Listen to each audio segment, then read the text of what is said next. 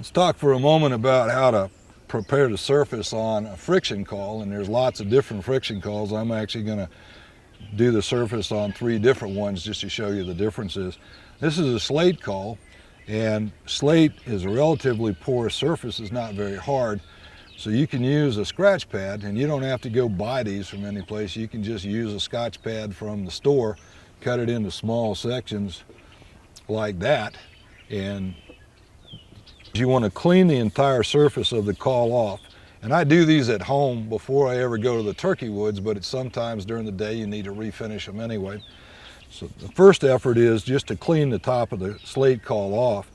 The last piece of it is I put some extra pressure with my outside hand onto the call, because what I'm attempting to do is make some very fine parallel lines on the call itself. Doing that because what I'm going to do is I'm actually going to drag this striker across those lines, which is what gives it the tone.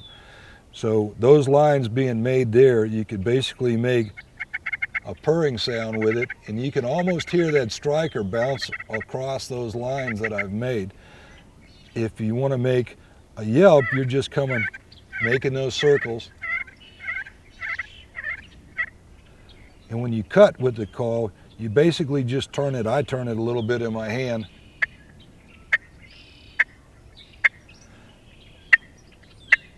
So that's on a slate call. A frictionite, glass, or an aluminum call is a little harder surface, so you have to use a little bit different technique with a different kind of scratch. Basically, you can use a call prep, but you're using the same kind of idea. You can see where I'm putting a lot more pressure on the front end of that call to make that those lines groove in there just a little bit more. You can use the same thing with heavy grit paper. Basically, all I'm attempting to do is make those parallel lines again, even on that call. You take your striker and then bring them across those lines again.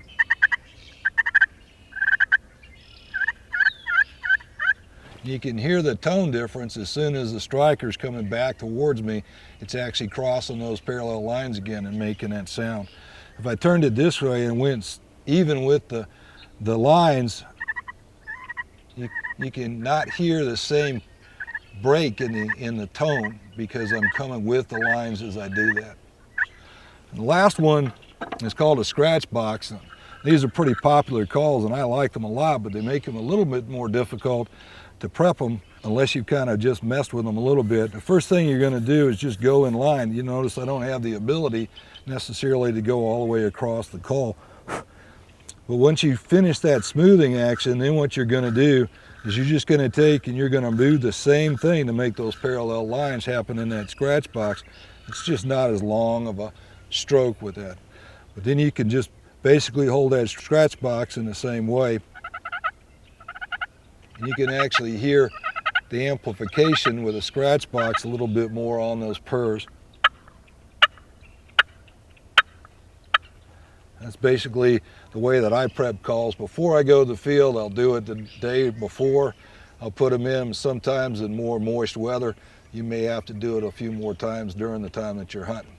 When you put the call itself into your pocket, what you'll end up doing a lot of times is just rubbing that call. So when you take the call out and look at it, if you can't see those lines still going across there, then you probably need to prep the surface of that call again.